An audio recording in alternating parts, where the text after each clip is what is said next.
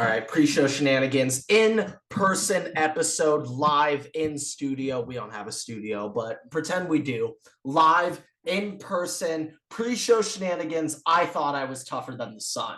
The sun. I thought I was tougher than the sun.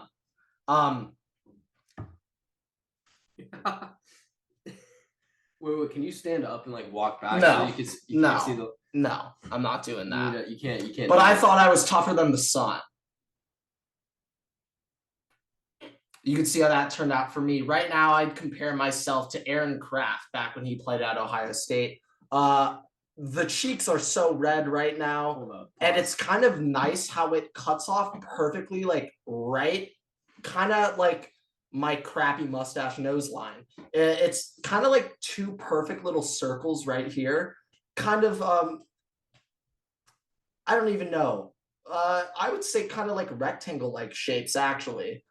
More though than it looks like the nice shape. little eye bag things that you put under for skincare. It does actually look like I'm a 28-year-old girl right now, caring about how my eyes look and my what are those called? Not eyeshadow, eye bags. Crow's feet, eye bags. Underneath your eyes. Can't bags. say I know the exact term, but yeah, it looks like I'm going under.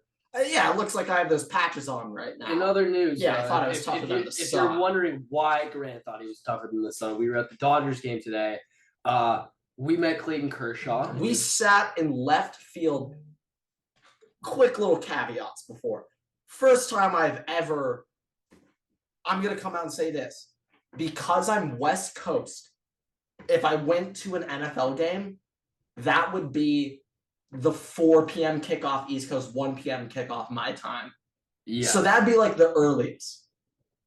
And I only went to one Chargers game last year, my first ever game, which was it was 1 p.m.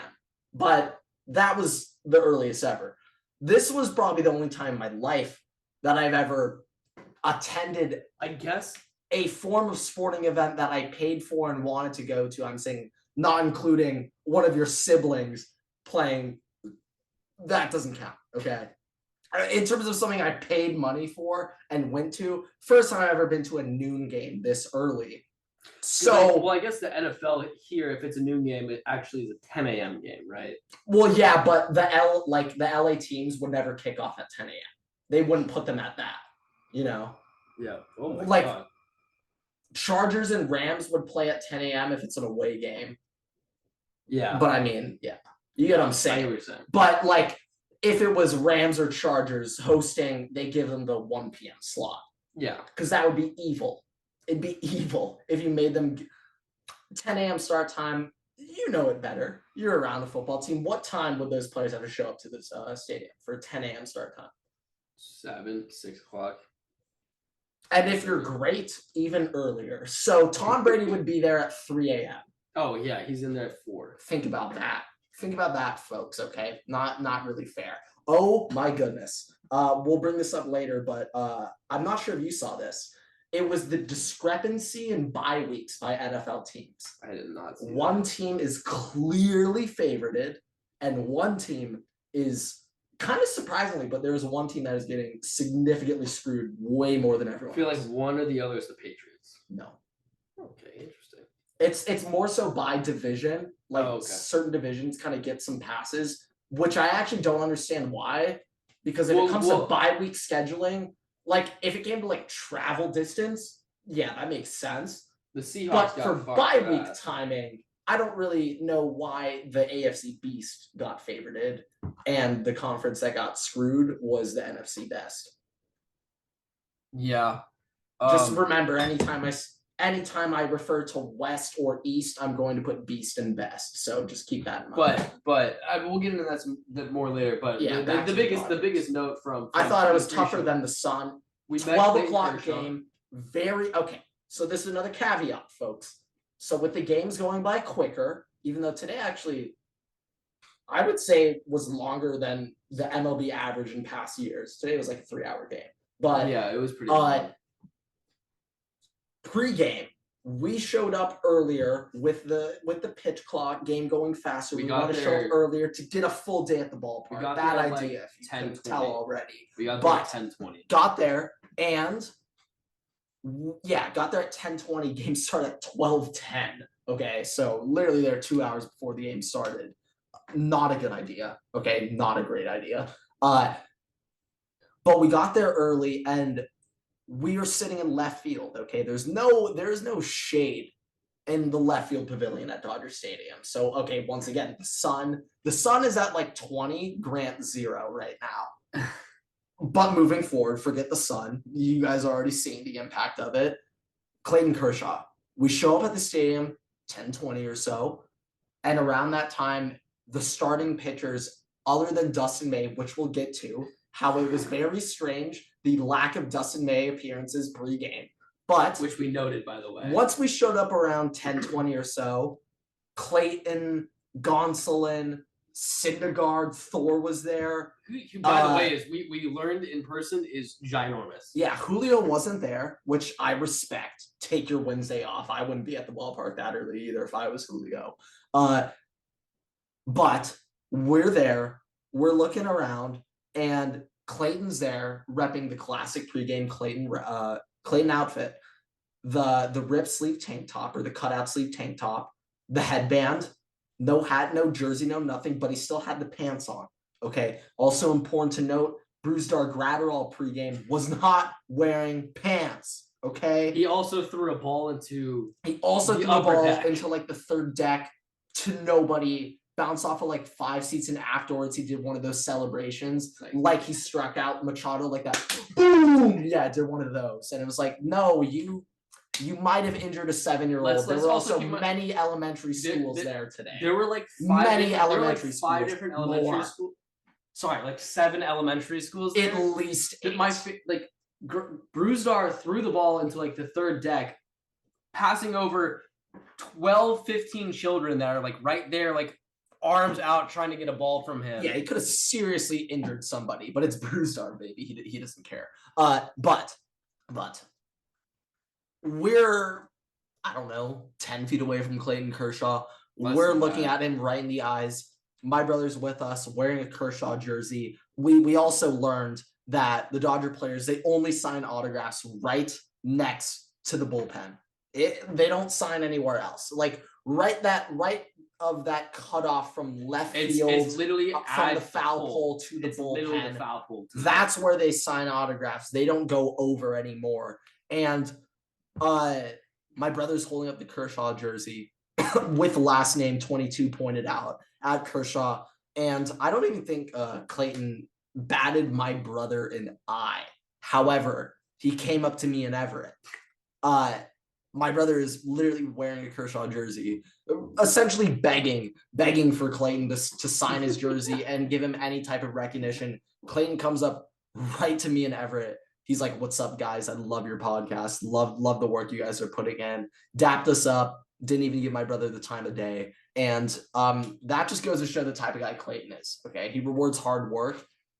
He rewards guys who go out there, put a product out there on the field. It's not going to reward you if you're just asking for a handout with his jersey. Okay, you gotta impress him if you want to dap him up and meet him, which is what me and Everett got to do today. So yeah, that's just something I want to point out about Clayton. Yeah, I mean, this is the ball he gave me. So. Yeah, don't go asking for handouts or anything. We would show you the autograph on the ball, but that's going to be on our Patreon actually for subscribers only. But yeah, you guys can check out our Patreon. If you want to see it, you have to subscribe to our YouTube and follow us on TikTok because it will be exclusive content that you have to pay for. That's by an ad block. Yeah, and you can't subscribe to the Patreon unless you have proof of subscribing and following to our other socials. And Twitter. You know what? Let's just make it a little add-on. Let's add Twitter too. I mean, that's going to be a new addition to the marketing team. I'm not sure if they were quite aware of that, but they're going to have to. The unnamed intern. They're going to have to look at that now.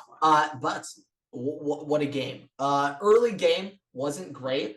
Let's hit the intro and then we'll get. Well, actually, I think the pre-show shenanigans should just be the Dodger game because there's probably a good amount of people out there who are gonna want to skip directly to when we talk about the big quesarito. But pre-game, we noticed Dustin May's lack of lack of pregame appearances. Presence. We didn't see him much pregame. He wasn't really like warming up, stretching anything. It seems like he started his warm up or stretching 10 minutes routine before the pretty game. late. It was like 10 minutes before the pretty game started. late. Not what we were looking for exactly. Like he didn't show up when any of the pitches were out there. Like like Kershaw wasn't pitching today. He pitched yesterday. He's still out there warming up. Noah Syndergaard, Lord knows, it wasn't pitching today. He was out there. All of the relievers. Well, that was slightly disrespectful to Noah, but go on. All of the relievers, all of the closers, everybody was out there. But Dustin May, the starting pitcher for important note that Caleb Ferguson was not out there pregame. He was there. I promise you he was not. I recognize that beard. Your brother pointed him out to me. But no, he was wrong. But Colby was there. Colby? Colby. Oh, Colby. Oh yeah, we saw the real starting pitcher. Saw a Dodger debut essentially today. But it was his Dodger debut. That wasn't even a joke. Dustin May was not present. We had no idea where he was. We're like, that's interesting. Comes out with like 10 minutes to go before the game. Is not throwing well. So we were questioning about that. But the biggest thing is also important to point out that in left field, it's not exactly the easiest to point out if his velo's dipping or not. Okay, it's a little bit more difficult to point out in left field to see exactly if he's throwing. But he was warming up literally 5 feet in front of us. True. But I mean, I'll be honest. I just saw the ginger hair. I wasn't even really worrying about the ball out of his hands. He just looked so gorgeous. I was watching. Okay. Different type of fans. We were also paying attention to his back pocket. Little Zitticini Alfredo in the back pocket. You know what? Another thing that we'll be going over later. Over the summer, we're gonna have my boy, D3 baseball player. He's gonna be discussing the transition from dip and zen. It's going to be a deep dive inside. He actually has a PowerPoint presentation for this setup. I actually did not tell you about this. But he does. Yeah. Okay. Will be his second time on the podcast. Recurring guest Luca, Division III baseball player. He will be giving a presentation on the transition from dip to zen in the MLB and college athletics. But I digress. We noticed Dustin May, something was off. Something was a little off. And I'll be honest, the first inning actually looked pretty good. Like from left field, it looked pretty damn good. Now, it might have been different if we were watching on TV, but from left field, I was more than content with that first inning. And let's just say the reaction from Everett, my brother, and I when we saw, what's his name? Colby, David Colby? We don't even know his damn name, okay? We don't even know his name. I want to say it's David Colby. That's what I think. I think it's David Colby. I think that's right. Maybe, no, not David. Dan Colby? Let's see. Go check that. That's what I'm checking right now. But we saw a Dodger debut. This guy's a career 7 ERA in the MLB. Dylan Covey. Let's just say Covey, we shouldn't have kept him in the 6th. The fact that he went 4 scoreless was arguably, it was scoreless. It was scoreless until he went to the bathroom. I wasn't up for the Gatler home run. But the Buxton he gave up. Home run. Okay, 4 innings, 1 run. He had no idea he was pitching today. No, zero clue. He had no idea. Zero. And he went in there at 12:25 p.m. We saw him at allegedly 10:30 a.m. Yeah. You think he looked ready to go in the game? I was not paying attention. I think we literally mistaked him for the bullpen catcher. We were like, I think that's the bullpen catcher. No, that's essentially our starting pitcher today. But he didn't get the W. Brewstar got it. Regardless. Covey, 4 innings, no 1 run. I was beyond impressed. I know if Dustin May was in there, probably would have gone 6 scoreless, but it's all right. We live and we learn. We move on. Sorry. I had a little James Outman in my throat. But James Outman, okay? 7th inning rolls around. It's a 3-2 ball game at this point. I don't even want to talk about Caleb Ferguson trying to throw over the 3rd, which I also thought was a balk. By the way, very sus pickoff move from Fergie. Also, though, by the way, like lefties, you're not quite used to throwing to second. Twins pitchers until Abilio Pagan came out were looking fantastic. They had us locked down. I would say it was that, and also the biggest rivalry in sports: Dodgers versus runner in scoring position. Two things going to battle at the plate right there. I would say so. But Sonny Gray was actually a little tough time finding the zone, but he was still getting his outs, which was fine. Pitch, like above the ump's head. Oh, he had one at that was terrible. In the dirt, it was above by like 2 feet. Like, and I think this AB was after he gave up the Mookie triple Freddie sack fly. Yeah, I think it was to Will Smith, the next batter, and Will Smith hit it through a grounder through the middle. Yeah, tough, hard hit ground ball down the third baseline. But sorry, enough about Will. Today's about James Outman. 7th inning rolls around. It's a 3-2 ball game. Everett, my brother, and I, we're all sitting there looking at each other like fuck. Oof. God, Everett's about to get his first loss in Dodger Stadium. He's never lost, by the way. Never lost. I have definitely lost, but I can't. I don't think I've lost in the Dave Roberts era at Dodger Stadium. I've never lost in Dave Roberts or pre-Dave Roberts. I went to one game when I was like. Now, I don't exactly remember quite when I was younger, but I do remember going to a bunch of games where James Loney was one of the first 5 hitters. I definitely attended some losses. I went to one game when I was a kid during the heavy steroid era. Yeah, Kemp knew back in the day. Those were some of the times that I was there. Can't say I can name a single player from when I went to that game, but no, you can. You can, Everett, who wore number 16 for the Dodgers back in the day? Yeah, Andre Ethier, the fucking GOAT, man. You knew that. If I gave you multiple choice, you would have gotten that. But James Outman, holy shit, we're really dragging this on. Runners on first and second. No, runners all the triple. No. Runners on first and second. Miguel Vargas at the plate. Miguel Vargas draws a 3-1 count, walks, loads the bases, and first pitch before Everett, Nick, and I could even say James Outman for Rookie of the Year. Boom. Dead center field. Barely over the wall. 407. Just got over, and 4-3 ball game. Oh, Miguel Vargas walked to score a run. Yes. My bad. They had bases loaded. They walked, tied at 3-3, and then Outman hit it. Yeah. Let's just say James Outman, you're my hero. All I can say is what might have been the first. Okay, other than the Gallo home run, we can go back to. Okay, the first Dodger home run I've seen at Dodger Stadium in over 4 years. No, we saw Freddie home run last year. I wasn't in the seats when that happened. You probably saw the Freddie home run. I didn't see it. We also need to go over this. It's a curse and a blessing. It was a blessing, but today we learned it can be a curse. Whenever I am at Dodger Stadium, or any baseball game for that matter, and I go up to go to the bathroom or get a Dodger dog. No, it's strictly the bathroom. Usually pretty much just the bathroom. Whoever's batting will hit a home run. That just happens. We confirmed it today. 0-0 ball game. I go up to take a piss in the 2nd inning, guys. Weak bladder. Really pathetic showing, but remember we were there at 10:20. So I get a little bit of a pass. But I go up in the 2nd inning to go to the bathroom. What does Byron Buxton do ever? I mean, I don't know. I wasn't in the seats. So we were up 2-1. I think it's the top of the 3rd. The first run of the game. Was it the first run of the game? I think it no. Byron Buxton home run, first home run. Home run of the game, yes. First run, anything. No, I don't think it was the first one. It doesn't matter. But I get up. Oh, it wasn't the first run of the game. We scored the first run of the game. But it wasn't a home run. Yeah. Because that was the Mookie triple.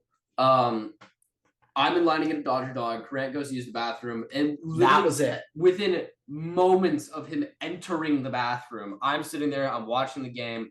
Byron Buxton just dingers it. And I'm sitting there and he gets out of the bathroom, I'm just looking at him like, I have vivid memories of just walking into the Dodger Stadium bathroom, checking my phone and seeing a home run notification. It's happened way too many times at this point. I remember one of the most recent times I was in the Dodger Stadium bathroom, I announced to my fellow bathroom mates that Will Smith had hit a home run. It was a pretty exciting moment for me to announce that to everybody. Be like, yo, guys, we just went deep. kind of cool moment to share that with everyone else in the bathroom peeing with you. But enough piss talk. James Out, you're my hero. I love you. I love you. I love you. I love you. Rookie of the year. I just want to say, maybe we can go for a Silver Slugger season. I just want to say, screw it. And I'm not going to do the work to go and find it. The unnamed intern will do that. That's why we pay him. Not paid. He's getting paid by somebody. I guess I do the financials, so I can confirm firsthand he is not going paid. to talk to him about that. That's probably why he doesn't work very hard.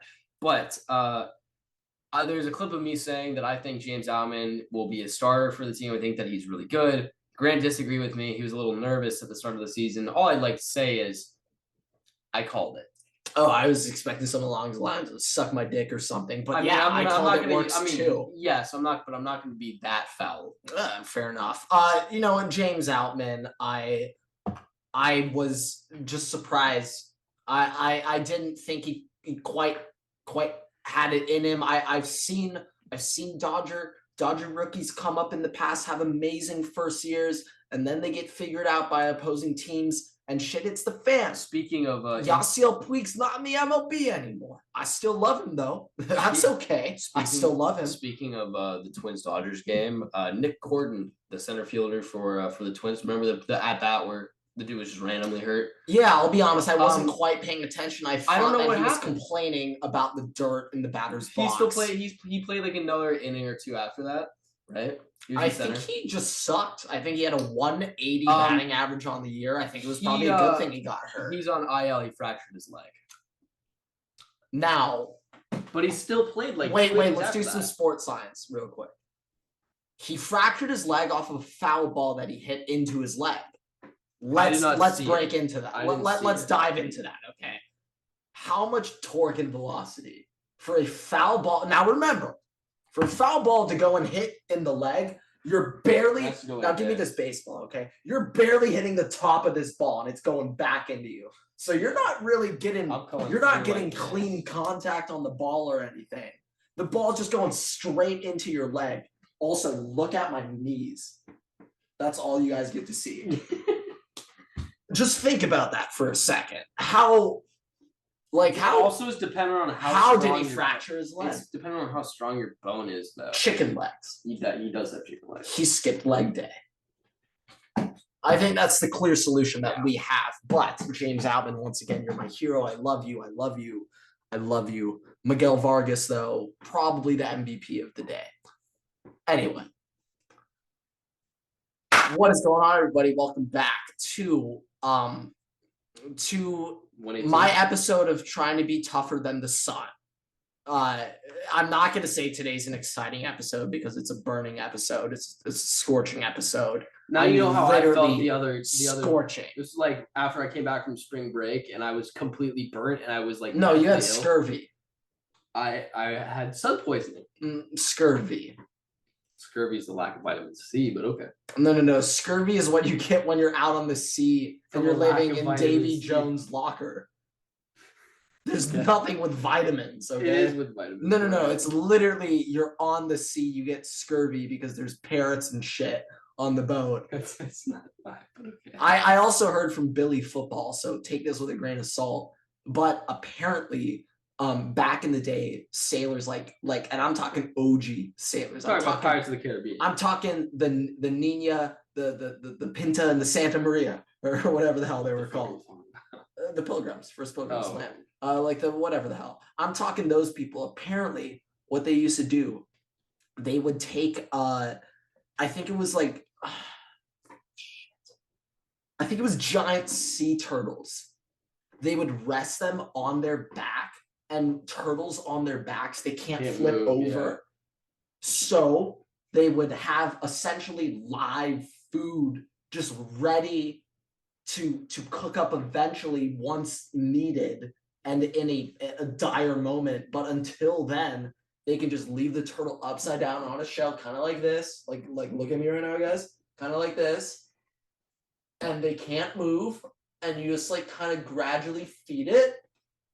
And then eventually you can just eat the turtle and it's fresh. How the fuck did we get to this conversation? Billy football and How did we scurvy. get to? Okay. Everett, you got. I'm sorry. The Sun, like I was clearly beaten by the Sun physically, but mentally, this man was taken out. Oh my goodness. I'm pretty good physically. No, physically, you're fine. There's a nice little line. Whoa. Whoa. Save that for the Patreon. Save that for the Patreon. Okay, we can't be showing that off. Okay, I'm gotta sorry. shout your OnlyFans after this. Yeah, it's at Everett's takes. It's just, yeah, you have scurvy. Okay. But anyway, Dodger game, just went over that recap. We're done talking about the MLB. We got to talk about the main thing on our minds right now. NBA finals, conference finals right now. Draft. Yes, that as well. Also, the lottery, love throwing that in game one of the conference finals. That's kind of good timing. I'll be honest, I'm not quite exactly tapped in what exactly did the lottery every year. Last week or 2 weeks ago when they did the NHL lottery for essentially the Victor Wembanyama of the NHL, like they did that. Chicago got that. I was like, they're doing this in like the second round of the playoffs. Like this seems a little bit early. I like the way, but I don't know. I like the way that the NFL does it, where it's literally its own separate thing after the end of the season. Well, there is no lottery for that. I know, but I'm also. But I think it'd be kind of lit if they did it, because that's just another day of monetization. But also, to like add on top of the new Selection Sunday NFL release. But also, what I'm saying is, for the NBA, literally, like it could be 2 days before the draft. I think NFL should do the schedule release on Selection Sunday. There's no better way.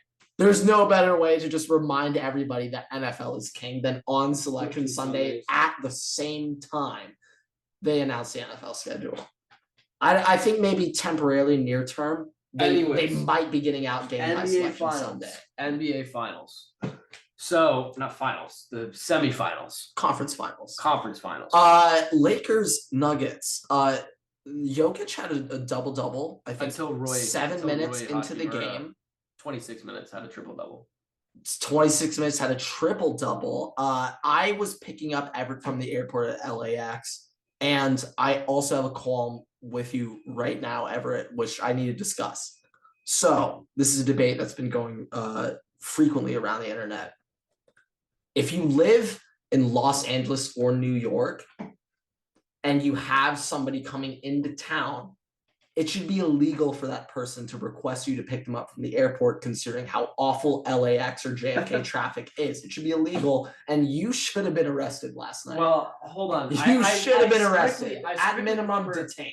You told me, and I experienced when I got there, a historic lack of people. No, true. But Everett.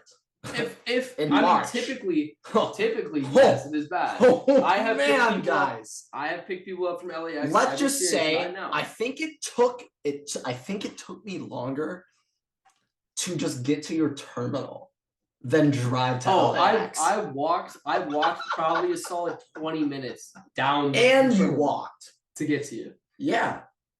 Think about that. Better than calling an Uber. I literally would rather pay for your Uber than you drive. Pay $100 for me to get. It wouldn't be that bad. It would be like it wouldn't. No. Trust. Big trust. Like, trust me. I know. LA Uber fees. Kind of like I know my Ohio State Buckeyes. Okay, like they're literally right here in the frontal cortex. Okay, right there. The frontal cortex. That's where all the brain power is, right? Yeah, that all goes to Uber fees in Ohio State football. Nothing else is in there. So, with that in mind, yeah, wouldn't be $100.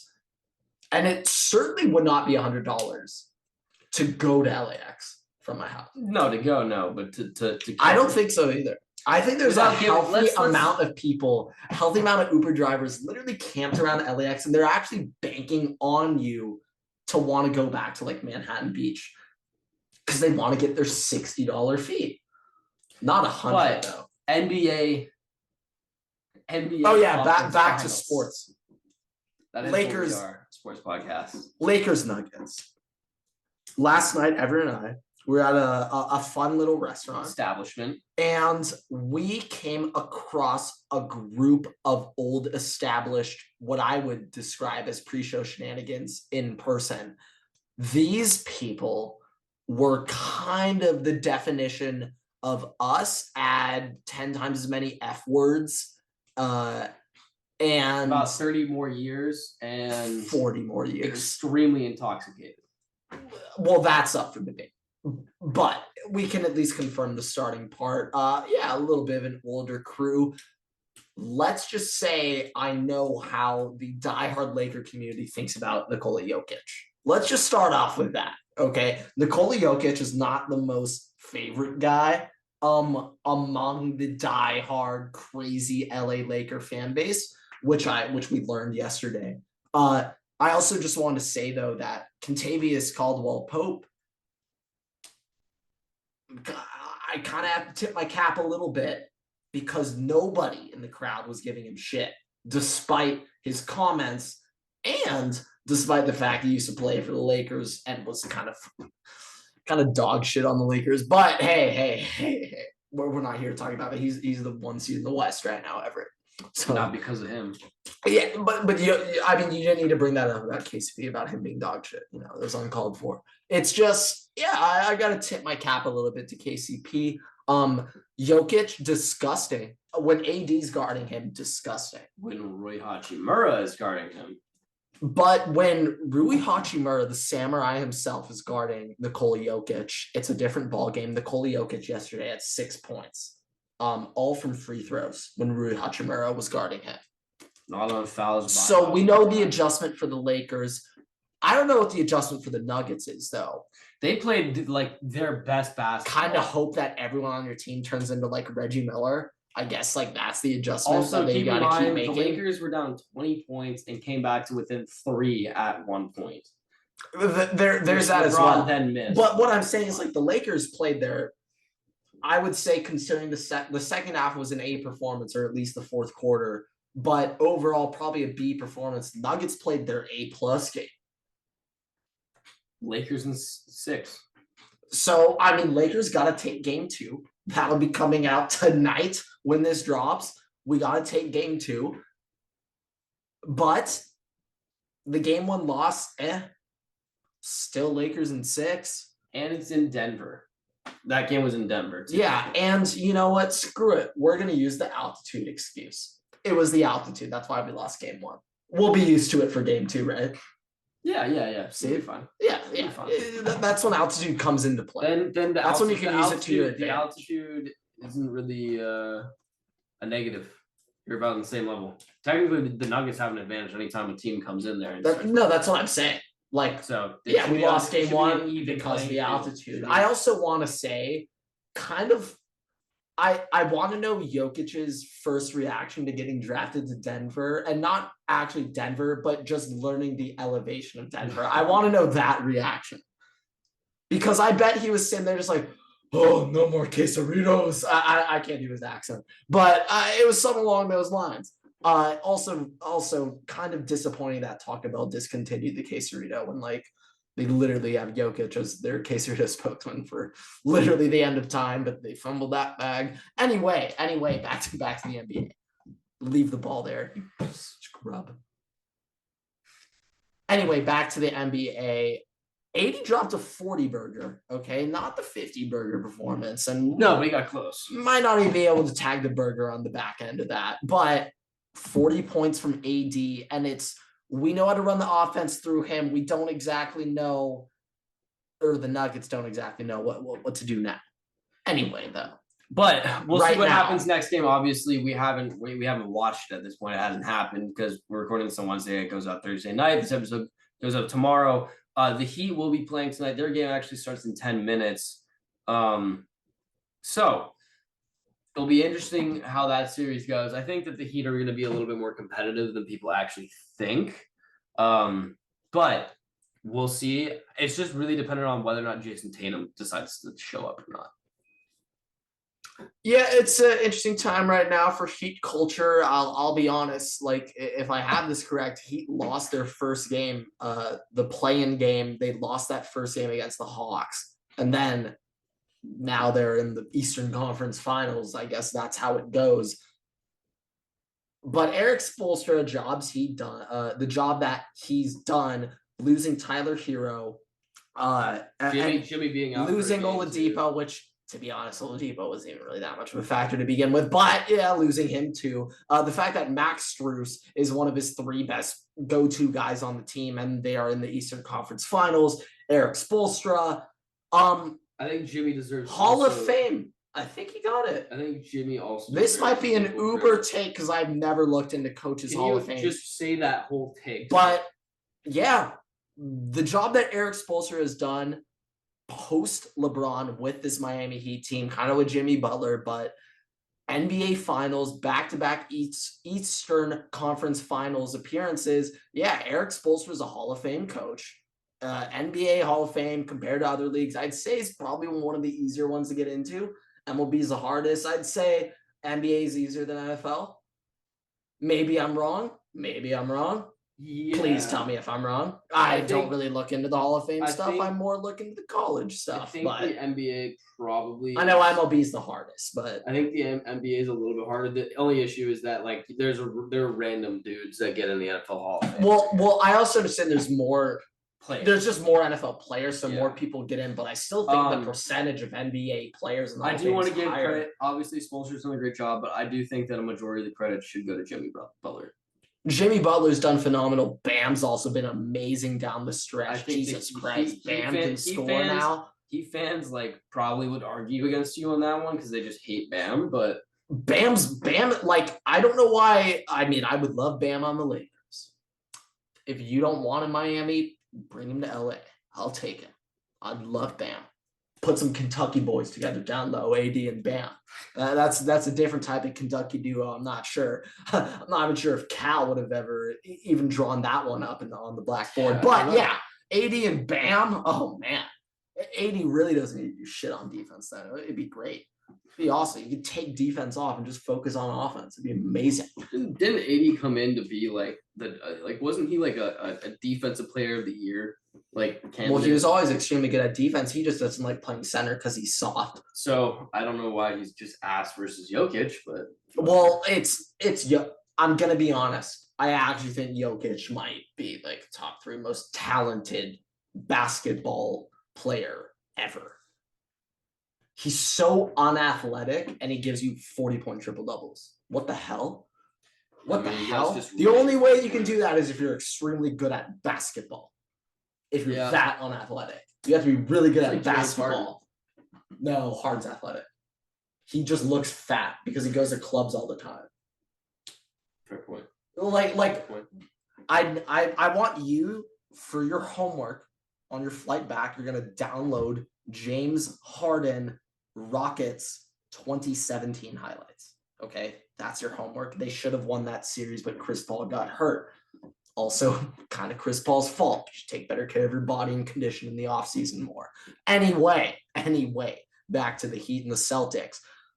I think the series is going to go 7, and I think the Celtics are strangely, wildly inconsistent, where sometimes they look like the best team in the world, and then other times you're sitting there oh, Jason Tatum's 0 for 12 at halftime. So 2 points. And then Jaylen Brown is 7 for 9 at halftime and finishes the game 10 for 12 shooting. It's why didn't he shoot more? A little strange. Anyway, I think that the series. I'm more scared of the Nuggets than the Celtics. I agree think with that. Even though many people say the Lakers match up better with the Nuggets and the Celtics, to be honest, I'm kind of terrified of Robert Williams and Al Horford against AD and what could happen there. But I know that the Nuggets could consistently give us 100. I'm definitely Celtics. I'm not so sure. I'm definitely scared more of the Nuggets than I am the Celtics. The only issue is with the Nuggets, the depth that they have overall is low-key better than the Celtics as well. I think I might have to disagree with that. I think the Celtics are pretty damn deep. If you got Brogdon off the bench, if you got Robert Williams off the bench. I thought Williams is starting center. Horford is. I thought Horford plays power forward. He's 5. Tatum's the 4. 3's whatever the hell that bum's name is. 2's Brown and 1's God damn it, Marcus Smart. Or Marcus Smart's 2. But whatever. Anyways, I think that Derek White, point guard. Yeah. I think that if Dodgers can beat the Nuggets, they can beat anybody. Dodgers can beat the Nuggets? If the Lakers can beat the Nuggets, they can beat anybody. See, the Sun wiped out his mind, guys. But yeah, NBA conference finals breakdown. A lot of in-depth stuff going on over here. Real quick, going over the draft. Wembanyama is going to the Spurs. NBA lottery is definitely not rigged. It's definitely not a frozen envelope or ball or some shit in there. Now, okay, if it comes to revenue-wise, which is everything I think about when it comes to fixing the league, it would not make sense going to San Antonio. I'd say of those teams picking, I believe it was San Antonio, Houston, Portland, and Charlotte. I guess Houston probably is the best market, but Pelicans were in there too. No, they were not. They had a 0.5 chance to get it. My point exactly. But one point that I wanted to make though is this is just a funny stat, but this is the 4th time that the Charlotte Hornets have missed out on the number 1 overall pick and gotten the 2 pick when there's been a perennial. But they shouldn't have even had top 3. They actually kind of. But this is just the 4th time that it has happened. Like they've been true that. They missed out on one pick. They missed out on Shaq, Dwight Howard, Anthony Davis, and Wembanyama. All big men. Kind of interesting to think about. And MJ's selling the team, so they were definitely not giving it to Charlotte. Anyway, is it bullshit now ever that the Spurs have gotten the 3 greatest center prospects in the last 35 years? Yes, 1,000%. David Robinson, Tim Duncan, and now Victor Wembanyama. Bullshit? Yes, it is bullshit. What the hell? Greg Popovich. Now, this was the deal, okay? Greg Popovich was like, fine, we'll get rid of Kawhi, we'll get into the Raptors. We get Wembanyama, though, okay? In 5 And years. Adam Silver was like, if this is how we're going to take down the Warriors dynasty, fine, okay? Let's do it, okay? That was the deal, Everett. Greg Popovich essentially ended the Warriors dynasty by giving up Kawhi Leonard, and in return, he got Victor Wembanyama so he can come back and become the next Warriors dynasty. So Greg Popovich is playing chess when everyone else is playing checkers, guys. Everyone else, absolute dumbasses. Nothing matters. The Spurs are about to go on a run. Pop might coach Chili's 100. He looks like the White Walker from Game of Thrones. I would say he looks like the president from the Hunger Games, or Snow. Snow. He looks like that guy. Pop. Got the. He's now 3 for 3 when it comes to having generational center prospects. So good for him. Good for him. Good for him in the Spurs. Anyways, from Wembanyama's perspective, though, I'd be so hyped if I was him. That San Antonio got him. I'd be really upset if he went to Houston. Like if I was him, I'd be so pissed if I went. At least he has the potential to have a future now. Like he actually has a good coach. He has a chance to have an okay team around him. He has, I think, is DeJounte Murray there? No, he's on the Hawks. Okay, so he will be. Wait, Lonnie Walker's there. No, he's on the Lakers. Wait. So that's right.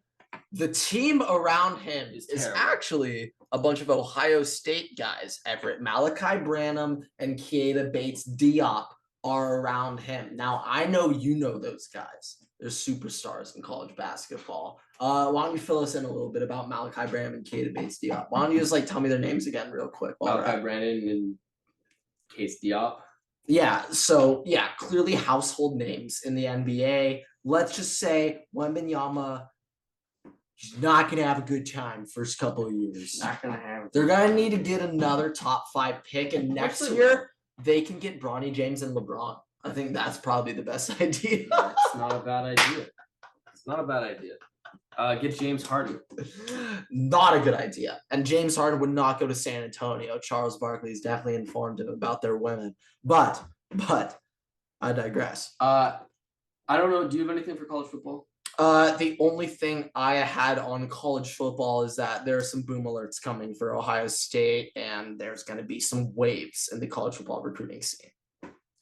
We do also have NCAA Football. EA Sports has officially licensed player likeness and numbers, which was expected. It's but good it's that now they officially announced been- it. it's Good been that they officially announced it. been Good that it's in announced with place. NIL. It's I'm ecstatic. One thing I kind of hope they do, Everett, which the 2K has done, historic teams. Okay, put 2019 LSU in the game. Okay, put historic teams in the game. Put champions in the game. Screw it. If I want to play, Do you think if I want to play with Eddie George, Ohio State, let me. Okay. Do you think the Eagles would get an honorary team? The Eagles, the Philadelphia, the Eagles. Georgia Eagles. Oh, okay. All right. Now we're stretching it. Now you're trying to be cute over here. Okay. Right. The sun really got to him. But okay. But Let's talk ball here. I do actually have a question for you though. Out of every player that could potentially be the cover athlete, who do you think deserves it most? Ooh, this is actually a nice one. So if I'm gonna keep it classy, keep it realistic, in the past, I'll give you two answers. First answer, based on the past, where it's the athlete from the year before who gets the cover, but I'm also gonna give you who I think should be the cover athlete in college for that year. Okay. So if it's next year, Caleb Williams will be the cover. Yeah. And if they do it based on past versions where whoever just graduated, the next game that comes out, they put them on the cover. If we're doing though, like it's, I'm not, to be honest, I'm not, now. If you are currently in college, if we're going to go that route, when we are that far down the line, it's going to be Arch Manning. Arch Manning, yeah. Even though he wouldn't have played just off the name. Well, he'll be a junior. He probably would have played the year before. It comes out because it comes out next summer. It's one season between now and when it's released. Oh wait, no, still him. Even if he hadn't played snap, this is Arch Manning. Quinn Ewers will be gone. He'll just be the starter. He'll be the most hyped. I feel like it has to be. Maybe it'll be Malachi Nelson. I don't think so. Maybe. I could see. Do you think that it should be that former players who did not get a chance at being a cover? Well, I thought for a second, the only issue with quick caveat is that it's been 10 years since the last game's release. I thought what a cool thing they could do is put the 10 cover athletes that would have been on it for the past decade, put all 10 of them on them. I can see why how that could be a little fitting 10 people on there. I can see it. They might just screw this. Let's just say they could do the photo shoot. Let's say they could pick one athlete from the last 10 years, including Joe Burrow. You think it'd be Joe Burrow? Joe Burrow. Zero has he. And he was also the most like outspoken about. I don't know if NCAA 14. I don't know if you've seen like the fan made like it'd be him though. I don't know if you've seen like the fan made like intro clips that they've been doing, like it's been made. Yes, I have. But they have it for like when watch those every night. Justin Jefferson and Joe Burrow are they're definitely like that'd be one of the sickest intros that I think that they could have.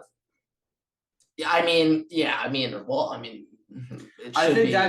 that's the best way. I think that's the best way to pay it back is you put like Caleb Williams on the cover, and then the actual intro montage is the players from like the last 10 years.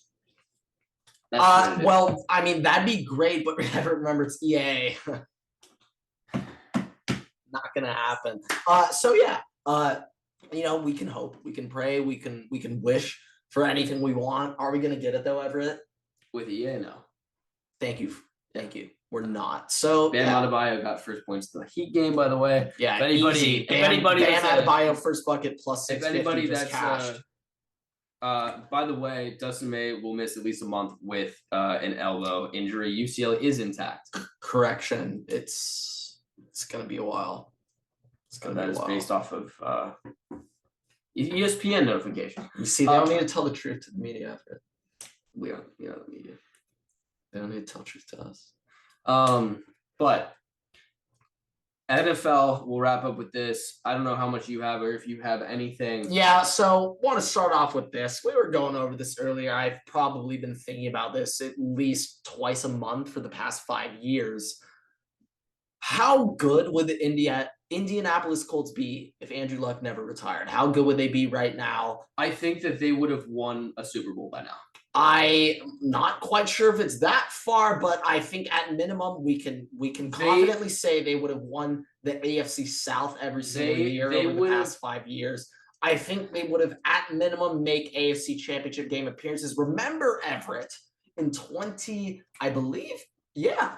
Falcons year 2016 they went to the AFC Championship game to Deflategate. I think that right? Yes. I think that if Andrew Luck was healthy, and let's say that the team that they've had built for the last couple of years, that offensive line that was intact, T.Y. Hilton was kind of in his prime, Jonathan Taylor, Michael Pittman with him too. I think that, let's say Andrew Luck is in his prime right now. I think that the defense too. Shit, maybe they don't get Gilmore, but that's fine. I think that the Indianapolis Colts would be perennial. Malik Hooker would have been healthy if he never retired. I think that that's how the butterfly effect works. The butterfly effect. I'm gonna fucking throw this ball at you. Pass. I think that the Indianapolis Colts would be perennial AFC championship game contenders. They would have been nasty. I think that they would have been in that game every year. It's just Andrew Luck. We should have known it. You can tell. I remember after he won the Orange Bowl at Stanford, you could just see it in his eyes. Oh, this guy, football's not his favorite thing in the world. You could tell. You could tell in that interview. I promise you now, there were so many signs along the lines down the stretch to point this out. I just also want to say one of my friends who goes to Stanford, where Andrew Luck, of course, went. My friend saw Andrew Luck in Everett. I mean, I told you where he met him, but pretend like you're kind of shocked here. Yeah. My friend saw him at a bookstore. Okay, he saw him. What? No way. He saw him at a Barnes and Noble. No way. Okay, he literally saw him at an Amazon bookstore, and I'm talking OG Amazon. Okay, I'm talking old Amazon. He essentially saw him at a Scholastic book fair. That's essentially where my friend saw Andrew Luck. That's what he's up to now. Also, according to my friend, Andrew Luck is certainly not anything over $175, so he could not play in the NFL right now. Yeah. And all the rumors of the Commanders, soon to be Washington football team again. I also found out that the easiest way, Everett, what's the easiest way to sell merchandise? Change your name. Team change name. Easiest way to make money. Easiest way to sell merch is change the team name. You have to buy new merchandise. So what the Commanders temporarily should do, they should probably change their team name 5 times over the next decade.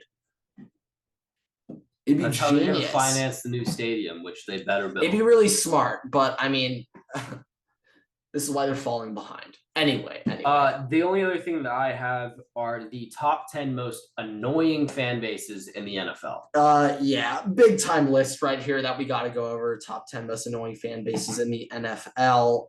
Everett and I strongly disagree on this entire list. We have a completely different top 10. But I'm gonna go from 10 to 1. Yeah, I like this. Okay. I like this version more. It keeps the fans on their toes, keeps them entertained, keeps them on their seat. They have no idea what's going on. Yeah. Bills, Giants, Bucks, Steelers, Cowboys, Bears, Eagles, Packers, Chiefs, Patriots. Patriots are the most annoying fan base in the NFL. Yeah, it's been a while since the Patriots have been relevant, but I'm going to be honest, it's hard to not put the Patriots first. You know how it is. I think that Chiefs fans are very entitled right now. Jackson Mahomes lifts that entire fan base's annoyingness scale up 100%. Yeah, I would also say Chiefsaholic has given them a bad rep too. Packers fans, it's just extremely entitled and annoying and always think that they're great when they're not. Eagles fans, I don't really know if there's much I need to talk about with Eagles fans. They're just dicks. Entitled dicks, but dicks. Bears fans think that they're on top of the world. I think the 49ers should have been slotted in there. I bet some 49ers fans, though, they're pretty nice. No, they're awful. Anybody from San Francisco is just an awful human being. Let's see. I'll knock the Bills out and I'll put in the 49ers. 49ers. Yeah, it's just the 49ers, the San Francisco fans in general, they're so cocky. They're so arrogant. It's so annoying. And it's probably a little amplified for me. Yeah, a little bit. Whatever. But there's the top 10 most annoying fan bases in the NFL. Yeah, NFL right now, not the most entertaining past 2 days of the National Football League. However, Everett, very, very interesting development coming out of Carolina. Bryce Young might be 5'3". Okay, these pictures that are coming out of him in the huddle, I think he might be 5'2". I think he might still be a sophomore in high school. I'm a little nervous for him and for his longevity, but I just want to say, for his own sake, let's hope that he gets the whistle. Because if he does not, like last year, I remember Justin Herbert was not getting roughing the passer calls early in the year. And I was like, what are you doing, Roger Goodell? Do you not understand the future at stake here when this guy goes and becomes the Packers quarterback? Like, do you not understand the franchise quarterback you have here? I'm kidding. I hope so. I'd be very upset. I've just heard some interesting developments where Justin Herbert might be looking to leave LA, but coming to Minnesota. No, he wants to continue his career. He can't do that in LA or Minnesota. He can do that in Minnesota. He's got Justin Jefferson. Don't tell me you can't continue a career with Justin Jefferson. Well, you just can't do it in Minnesota. You just can't do it in Minnesota. Want me to be happy. And you can't do it in LA. You just don't want me to be happy. No, I want you to be happy, but I want Justin to be happier than you. No, you and Justin won't be happy if he's in Minnesota. I actually think that it would work perfectly for him. He's very I don't think quiet. So. He doesn't like the cameras. Nobody gives a fuck about Minnesota. It might work perfectly. He can be secluded. I don't think he'll like that. I don't think so. I don't think he'll like it one bit. I think the best case scenario for him is to re-sign with LA on about a 3 million annual deal.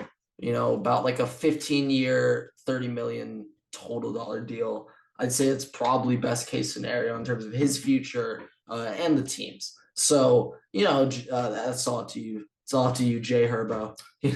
Make your own decision. You heard Grant's take. I don't know about that one. Yeah. No. Yeah, no, it won't happen. No.